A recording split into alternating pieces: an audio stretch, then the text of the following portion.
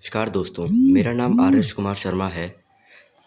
मैं आज ध्यान साधना के ऊपर बात बताने जा रहा हूँ, अथवा मैंने अपने चैनल पर आत्मज्ञान प्राप्ति का दूसरा दिन की वीडियो डाली है, जाके आप उसे देख सकते हैं।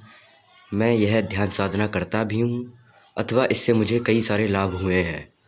मगर मेरा मन है कि मैं अपने प्रिय मित्रों, अपने भाइयों को यह ध्यान साधना और जो भूले भटके हुए लोग हैं उनको इस साधना के बारे में बताऊं। ध्यान साधना एक ऐसी साधना है जो आत्मज्ञान में बहुत ही लाभदायक है। चलिए हम शुरू करते हैं। जैसा कि इसमें लिखा हुआ है, ध्यान साधना का अर्थ है मानसिक एकाग्रता और ध्यान के माध्यम से आत्मिक शांति और आत्म साक्षात्कार प्राप्त करना। यह आप समझ ही गए होंगे। आत्म शांति और आत्म साक्षात्कार प्राप्त करना यानी कि ध्यान साधना हमें हमारी आत्मा को बहुत शांति देता है। अथवा हम चलिए आगे बढ़ते हैं। यह योग और अध्यात्म का एक महत्वपूर्ण अंग है, जिसमें मन को शांत करना और विचारों को नियंत्रण करना सिखाया जाता है। ध्यान साधना के माध्यम से व्यक्ति आत्म जागरूकता, आंतरिक शांति और मानसिक स्थिरता प्राप्त कर सकता है। यह तो बहुत ही कम बात लिखी हुई है, परंतु हम इससे आत्मज्ञान भी प्राप्त कर सकते हैं। यह एक ऐसी साधना है, हम दूसरे के मन को पढ़ सकते हैं, कुछ भी कर सकते हैं। हम अपने पुराने पुनर्जन्मों के कर्म सब कुछ याद कर सकते हैं। यह ऐसी साधना है। ध्यान साधना के चरण, स्थान या चयन। पहला, शांत और स्वच्छ स्थान चुनें, जहां ध्यान भंग करने वाली कोई चीज़ ना हो। मेरा यह राय होगा कि अपना एक कमरा बना लें और उस कमरे में किसी को प्रवेश करने ना दें, चाहे वो कितना भी करीबी हो आपका। अथवा उस कमरे में आप अपनी साधनाएं करें। और जब कोई भी इसका जो एडवांटेज होगा वो यह होगा कि जब भी कोई नेगेटिव पीपल या फिर कोई गलत प्रवृत्ति का आदमी आपके कमरे में एंटर करेगा, तो वो जो कमरा जिसमें पॉजिटिविटी आपने भरी है अपने ध्यान से, अपने साधनाओं से, जो भी पूरा कमरा उसमें पॉजिटिव आपने किया है वह भंग हो जाएगा। वह उसकी नकारात्मक शक्ति उस कमरे में पड़ेगी तो वह चीज़ें डिस्टर्ब होंगी। इसलिए मेरा यह ओपिनियन होगा कि आप जो भी नेगेटिव पीपल या फिर गलत सोच या फिर जो आपसे जलता है या फिर उल्टी जो इन साधनाओं के बारे में नहीं जानता, कृपया आप उसको अपने कमरे में प्रवेश ना करने दें। यह मेरी बहुत अच्छी राय होगी। मैं भी ऐसा करता हूँ। हाँ, चलिए दूसरे चयन पर पढ़ते हैं। सुखद आसन में बैठना। सुखद आसन में बैठना। दूसरा, इसका अर्थ है सिद्धासन, पद्मासन या सुखासन में रीढ़ सीधी रखते हुए बैठें। मतलब जो रीढ़ की हड्डी यानी कि आपकी स्पाइनल कॉर्ड जो है वो बिल्कुल सीधी होनी चाहिए, और उसके लिए यह 3 आसन बताए गए हैं, सिद्धासन, पद्मासन या सुखासन। तो यह बिल्कुल सही बात है। तीसरा, सांसों पर ध्यान केंद्रित करना। सांसों पर ध्यान केंद्रित करना यह तो सबसे मेन मुख्य अंग है ध्यान का। अपनी सांसों के आवागमन को महसूस करें। धीरे धीरे गहरी और स्थिर सांसें लें। अपनी सांसों पर विजय पाकर गौतम बुद्ध ने अपने पुनर्जन्मों के कर्म याद कर लिए थे कि वो कौन थे, वो क्या थे। उन्हें अपनी आत्मज्ञान प्राप्ति हो गई थी अपनी सांसों पर ध्यान करके। यह बहुत बड़ी चीज़ है, बहुत ज़्यादा बड़ी चीज़ है। यह सांस कहाँ से आ रही हैं, कहाँ से बन रही हैं, इस पर ध्यान दें।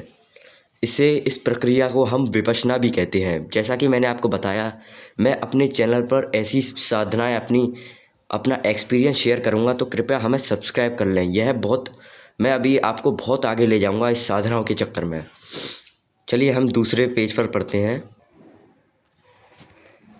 चौथा भाग है मन को स्थिर करना, यानी कि विचारों को आने दें लेकिन उन्हें जाने ना दें। किसी एक बिंदु, मंत्र या प्रकाश की कल्पना पर ध्यान केंद्रित करें। यानी कि कोई भी एक बिंदु अपने कमरे में किसी बिंदु को बना के उस पर ध्यान करें आंखें खोलकर, या फिर किसी मंत्र, कोई मंत्र का जप करें, या फिर राधा राधा राधा राधा, राम राम राम राम, हनुमान जी हनुमान जी, ऐसे करके कोई भी जप करें। तो यह ध्यान केंद्रित करने में बहुत ही लाभदायक है। चलिए हम 5वें अंग पर पढ़ते हैं, ध्यान की गहराई। जब मन स्थिर हो जाए तो ध्यान को गहराई में ले जाने का प्रयास करें। यह आत्मा और परमात्मा के संबंध को महसूस करने का समय होता है।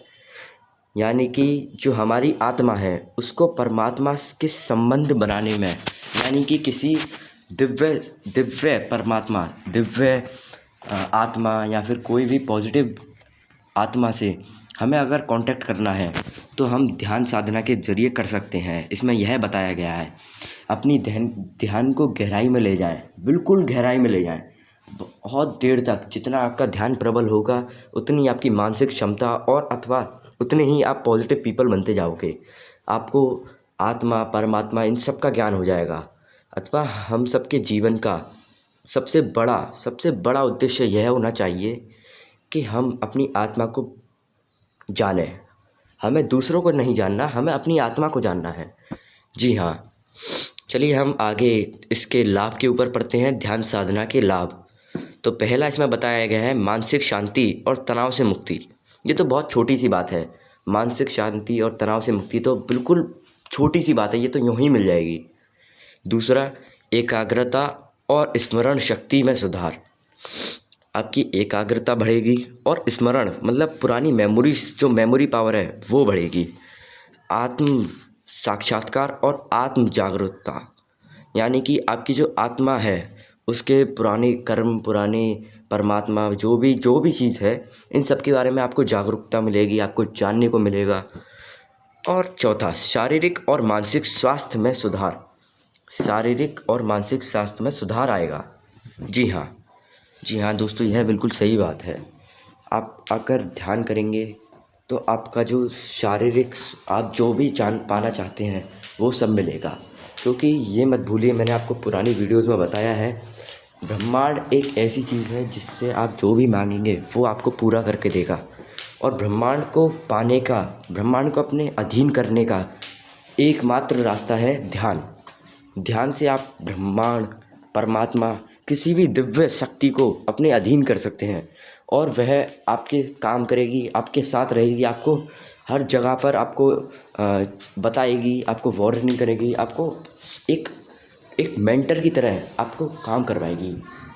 जी, अगर आपको जानना है अपनी शक्तियों के बारे में, अपने अस्तित्व के बारे में, अपनी आत्मा को रिलेटेड, तो आप हमारे चैनल को सब्सक्राइब करें ताकि हम ऐसी और वीडियो आपके पास ला पाएँ और आप हमारी चैनल से जुड़ें, क्योंकि हम आपको बहुत ऊपर ले जाएंगे। हम साधना, मुझे ऐसी तकनीकें मालूम है जिससे कि आप साधना और साधु संत महात्मा, इन लोगों से कांटेक्ट करना, बात करना, या फिर अपने आपको ही एक साधु संत, अपने आप को ही एक गुरु मानना, यह सब मुझे आता है। मैं आपको अपना एक्सपीरियंस शेयर करूँगा, तो कृपया हमें सब्सक्राइब करें।